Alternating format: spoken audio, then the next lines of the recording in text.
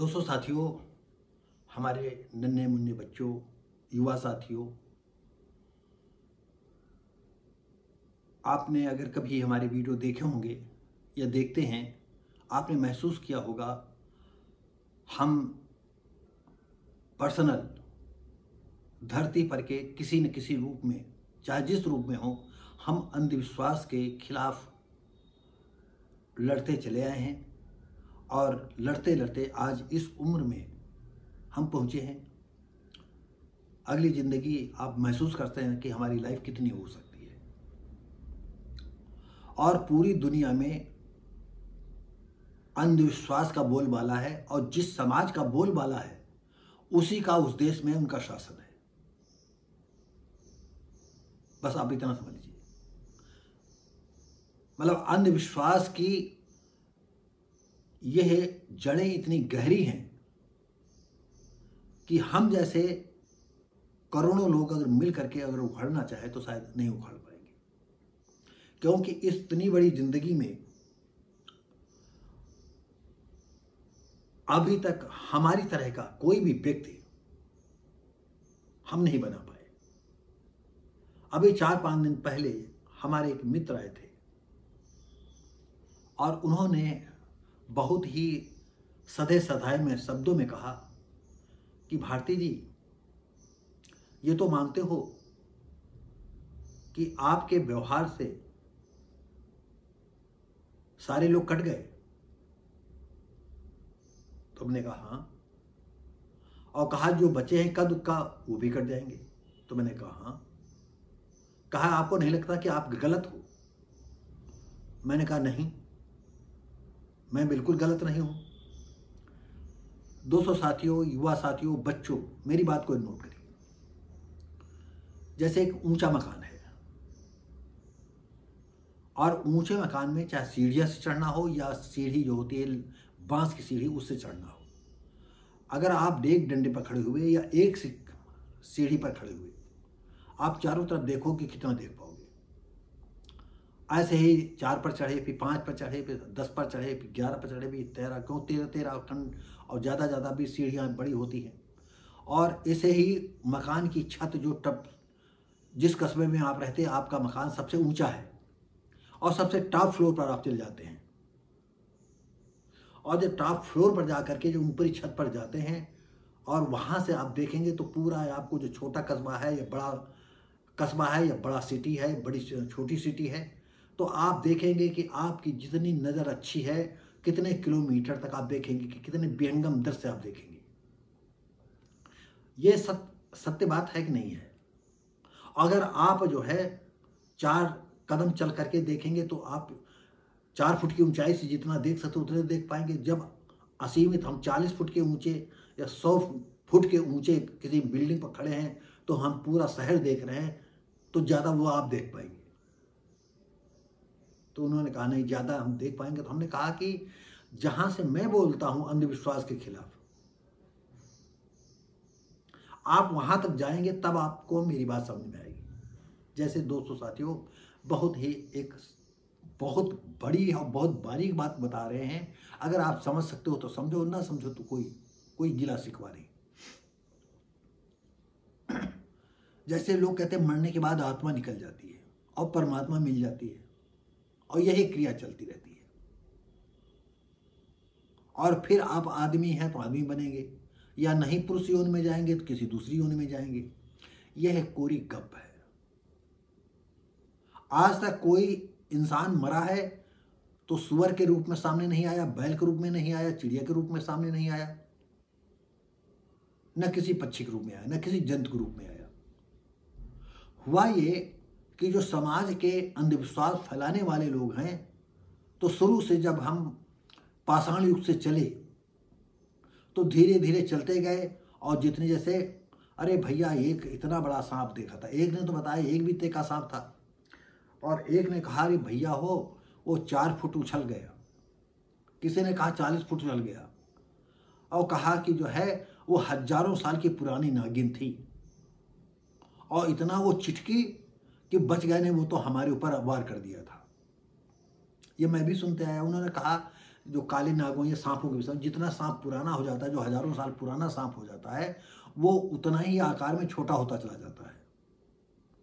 ये बात मेरी भी समझ में नहीं आ रही थी और हम भी कहते थे भाई सही बात हो सकती।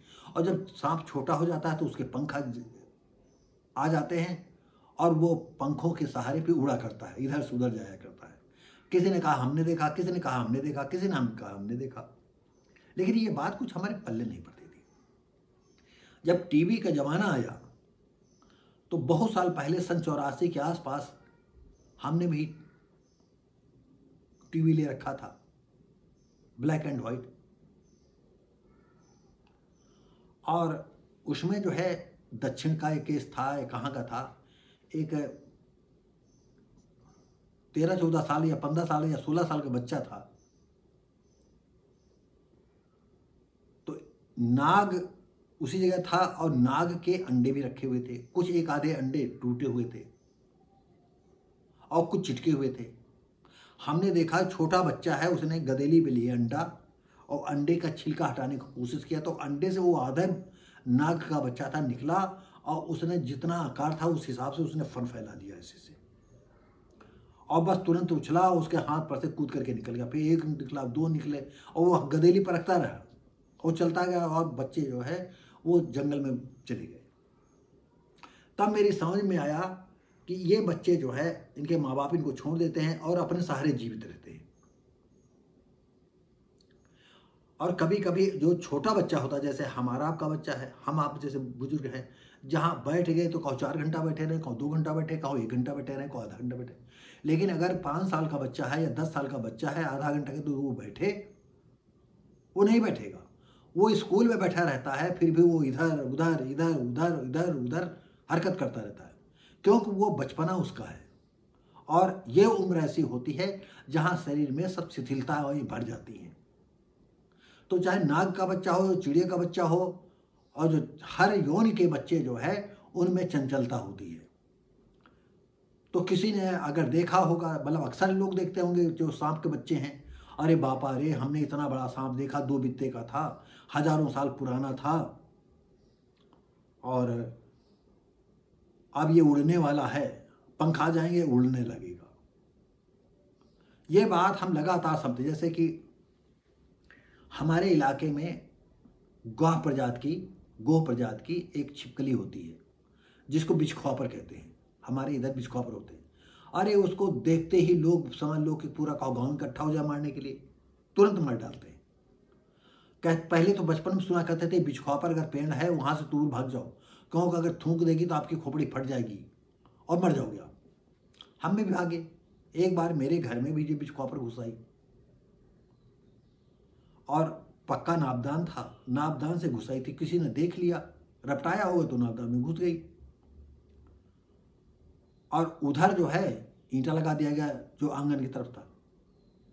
अब ये हुआ इसको कैसे निकाला जाए, फिर बांस लाया गया, बांस में बतेला बनाया गया, कपड़ा लपेटा गया, उस पर मिट्टी का तेल डाला गया और आग लगा करके फिर बांस जो है उस गड्ढे में डाला गया। और उधर जो है हमारा एक सगा चचेरा भांजा था, रामपाल नाम उसका, और वो डंडा लिए खड़ा, देखिए कितना विलट। और जैसे ही लोग सामने थे नहीं, अगल बगल थे, चुप थे, और जैसे ही वो बिछखोपर या छोटी प्रजाति की जो गोह होती है छिपकली, वो निकली, बस उसने डंडा मारा, फाट फाट फाट फाट करके उसे मार दिया। और वैसे हमने देखा, जहाँ देखते हैं लोग वहाँ मार डालते हैं। हमारे गांव में खेत हैं, हमने पिछले साल जो है मछली तालाब के लिए तालाब खुदवाया था, तो कई दिन हमको वही जिसको बिछखोपर कहते हैं, छोटी प्रजाति वाली गोह प्रजाति का जो है बच्चा दिखाई पड़े। हमने सबसे कहा भैया इसे मारना नहीं। और एक दिन बहुत करीब हमारे वो बार बार भागे, तो वो जो जाली लगी थी तालाब में जाने के लिए, वो तालाब की तरफ जाना चाहती थी। और फिर हमने डंडे से उसको हटाया, क्योंकि जो आदमी इन जीव जंतुओं को पकड़ता नहीं है तो उसकी जल्दी हिम्मत, मेरी भी नहीं पड़ी। ये सच है कि सपेरे वाले सांप हम पकड़ लेते हैं, लेकिन ऐसे हम सांप नहीं पकड़ सकते हैं। लेकिन ये जरूर है कि जितना आम आदमी डरता है उतना नहीं डरते हैं। और मौका लगेगा तो हम पूंछ भी पकड़ सकते हैं, उसकी पूंछ पकड़ के उठा भी सकते हैं। लेकिन जो बिचखौपर होती है या गो प्रजाति की होती है तो वो 1 फुट की होती है, कभी 100 फुट की होती है, 1.5 फुट की होती है। तो उसकी पूंछ पकड़ करके वो हो सकता है इधर उधर करके जो काट ले। तो बताते हैं दांतों में कुछ विषैले जीवाणु होते हैं, जहर नहीं होता है। खैर ये बात, तो अब आइए हम आपको बता दें, बात ये है कि हम ये कहने का मतलब है तमाम आदमी जो है अंधविश्वास सुनता है और उसकी गहनता में चल जाता है। अब आइए, अब आता है कि ये जो है उन्नाव के जो है कम से कम 40-45 किलोमीटर दूर फतेहपुर चौरासी है। उसी इलाके में एक भागवत हो रही थी। भागवत में जो है एक शीला शास्त्री थे, वो भागवत कह रहे थे। उन्होंने कहा तब से बदला जा सकता है विधि का विधान। ये सिर्फ इस बात को लेकर के पेपर में आया, अमर उजाला में, कि तब से विधि का विधान चेंज किया जा सकता है। 207 तो हम पूरी ताकत से इस बात का खंडन करते हैं।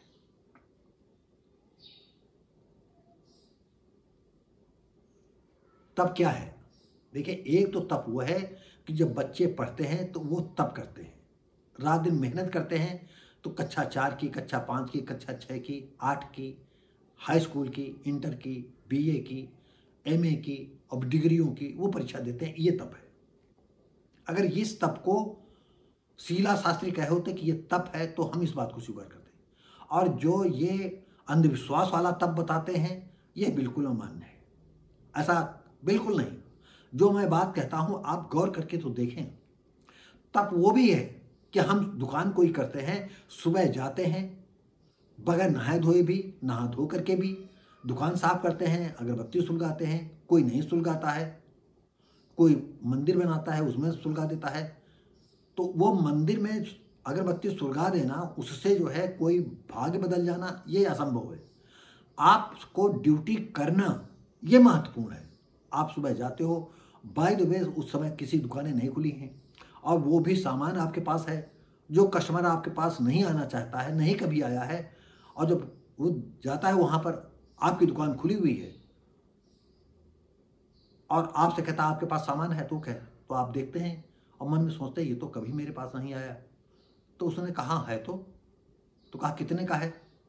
तो देखता है कि ये ससुरा कभी मेरे यहाँ आता नहीं, तो कहो फिर जो है 40 रुपये के सामान को 60 रुपये बता दे। वो कहता है देखो यार दूसरे यहाँ 40 रुपये मिलती है और ये 60 रुपये बता, लेकिन कहता है हमको गर्ज है तो लेना पड़ेगा, क्योंकि ये हमको देखा करता है, इसलिए भी हो सकता है ज़्यादा पैसे बता रहा हो।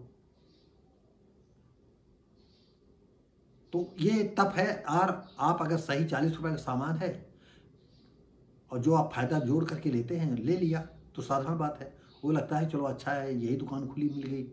ये तप है। काम करना, मेहनत करना, ये तप है।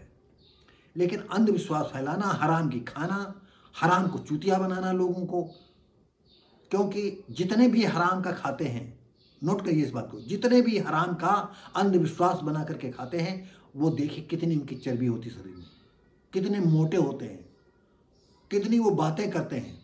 आप एक बात करोगे वो 100 बातें कर जाएंगे, क्योंकि वो बातों का ही खाते हैं, लोगों को चूतिया बना करके ही खाते हैं और उनके दान दक्षिणा से ही उनका पेट भरता है। अगर आप दान दक्षिणा नहीं करोगे तो वो जिंदा मर जाएंगे, क्योंकि उनका शरीर जो है अब काम करने लायक नहीं बचा है, उनका तो हराम का खाने बना है। और ये समाज में जो भी बात फैलाते हैं, हकीकत ये समाज के दुश्मन होते हैं। लेकिन सरकारें भी यही चाहती हैं कि जितना ये चूतिया रहेंगे उस पर उतना ही हमारा कमांड रहेगा। हर समाज में, हिंदू नहीं, मुसलमानों में भी, ईसाइयों में भी, बौद्धों में भी, सिखों में भी, सब जगह बगैर चूतियापे के, बगैर अंधविश्वास के कोई धर्म नहीं बनता है। और हम अंधविश्वासों, माँ बाप को छोड़, मैंने कई वीडियो में बताया है, आप नोट कर लिए, माँ बाप को छोड़ करके धरती पर कोई भगवान नहीं है। वो अलग बात है कि गुरु ज्ञान देता है, बिल्कुल सही बात है, गुरु अपना काम कर रहा है, आप अपना काम करें, माँ बाप अपना काम करते हैं, लेकिन असली भगवान आप ही हैं। ये बात आप स्वीकार कर पाओ या नहीं स्वीकार कर पाओ। नहीं स्वीकार कर पाओगे तो आप अंधविश्वास की परिधि में बने रहोगे। अगर ये बात समझ में आ जाएगी नहीं माँ बाप ही असली भगवान है, क्योंकि आप, अब वो जमाना नहीं है बस थोड़ी सी बात, अगर आपके माँ बाप न होते तो आपका जन्म न होता, और आपके बाप के माँ बाप न होते तो बाप का जन्म न होता, और माँ बाप के माँ बाप न होते तो उनका जन्म न होता। अब ये बातें तमाम तर्क की आ जाती हैं, पहले अंडा हुआ या मुर्गी हुई तो अंडा कहाँ से आया, अंडा हुआ तो कहाँ से आया। देखिए, आप एमए करने के लिए आपको 20, 21, 22 साल लग जाते हैं, और हमारा ये वीडियो कितना है, 4-5 मिनट का, 6 मिनट का, तो ये बात नहीं समझ, लेकिन इतना तो आप समझ सकते हो कि अगर माँ बाप ना होते तो मेरा उत्पाद, और कल को आपकी जब शादी होगी, जो नए युवक हैं, जब आपकी शादी होगी, आपकी पत्नी आ जाएगी और पत्नी से आपको मिलने न दिया जाए, तो क्या कोई ऐसा तप है दुनिया में?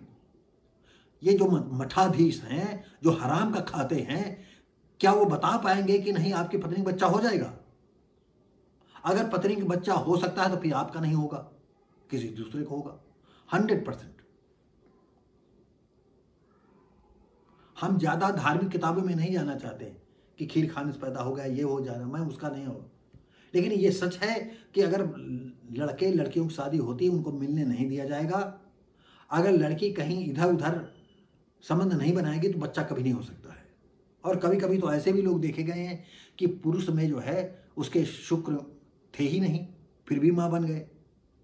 तो किसी ने कहा था कि हमने पड़ोसियों का थोड़ी जो है चेक किया है कि उनके शुक्र है कि नहीं है, अब इसे भला तो यह बेटी मेरी बात को दुनिया में कोई काटने वाला नहीं, किसी धर्म का कोई काट, कि माँ बाप ना होते तो मेरा जन्म ना होता, बस।